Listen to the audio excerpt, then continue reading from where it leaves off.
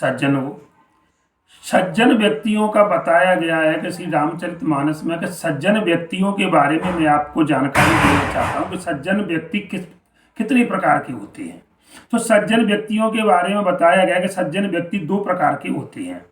कैसे होती है सज्जन? रामचरितमानस में भी एक चौपाई आती है कि जो राम नाम का सुमिरन करता है, एक तो जो राम नाम का सुमिरन करता है, एक तो वो सज्जन है जो राम नाम का जाप करता है। अब इसके लिए लोग कहेंगे कि कैसे करते हैं साहब, कैसे मान ले हम?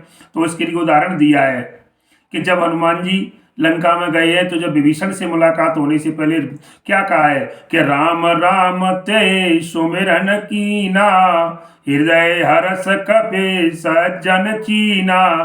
जब हनुमान जी ने देखा कि यहाँ पर एक कोई राम राम का और राम जी सरकार का सुमिरन कर रहा है तो उनका हृदय बड़ा प्रसन्न हो गया और उन्होंने समझ लिया, चीना माने उन्होंने पहचान लिया कि वास्तव में कोई सज्जन है। तो एक तो इसका उत्तर आपको यहाँ मिलता है रामायण में कि सज्जन की पहचान है कि जो व्यक्ति राम नाम का जाप करते हैं, राम नाम का प्रचार करते हैं, एक तो वो सज्जन होते हैं।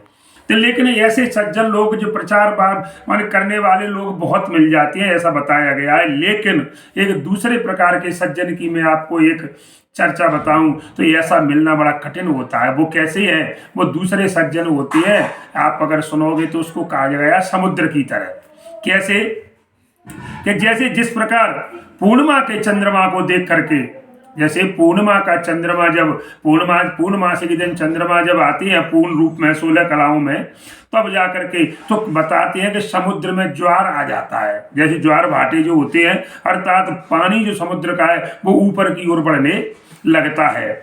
इसी प्रकार से सज्जनों को बताया गया है कि जो सज्जन पुरुष होते हैं तो दूसरों के सुख को देख कर तो हर्षित होते हैं और विपत्ति को देख करके दुखी हो जाती है। तो ऐसे सज्जन मिलना बड़ी मुश्किल है। आजकल के जमाने में क्या है कि दूसरों के सुख को देख करके मनुष्य दुखी होता है और दूसरे के दुख को देखकर बड़ा प्रसन्न होता है। इसलिए ये सज्जन ऐसे जो है दो प्रकार के।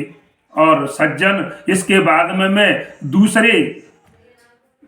दूसरे जो है इसका अगला जो टाइम आएगा उसमें दूसरे पीरियड में मैं आपको और संत की परिभाषा आपको बताऊंगा कि संत कैसे होते। देखिए इसमें बताया गया है कि अगर जो व्यक्ति कहते हैं कि देखिए दुख में तो सब लोग परमात्मा को भजती है कि कोई कष्ट आ गया तो अरे भगवान ऐसा करिए, लेकिन सुख में कोई भी व्यक्ति परमात्मा का नाम नहीं परिचय कहता है कि मैंने किया है, मैंने तो वहां पे इलाज करवाया, ऐसा हुआ। लेकिन कहते हैं कि सुख में है सो मेरा, दुख में है सो मेरा, न सब करे सुख में करे न कोई, और जो दुख में सुख में सुमिरन करे तो दुख खाए को। वही कहने का मतलब है अगर व्यक्ति अगर सुख में ही सुमिरन करने लग जाए तो दुख उसको कहीं देखने को भी नहीं मिलेगा, उसके जीवन में कभी स्वप्न में भी दुख की प्राप्ति नहीं होगी। इसलिए बंधुओं, मनुष्य भगवान को भूल जाता है अपने पास पैसा रुपया धन संपत्ति पद आने पर, लेकिन ऐसा नहीं होना चाहिए। अगर आप परमात्मा को याद करते रहोगे, परमात्मा ने कहा है अगर तुम मुझको एक पग मेरी तरफ रखोगे तो मैं आपकी तरफ 1000 पग रखूंगा। इसलिए हमें परमात्मा का और प्रतिदिन बंधन स्मरण और ध्यान चिंतन करना चाहिए।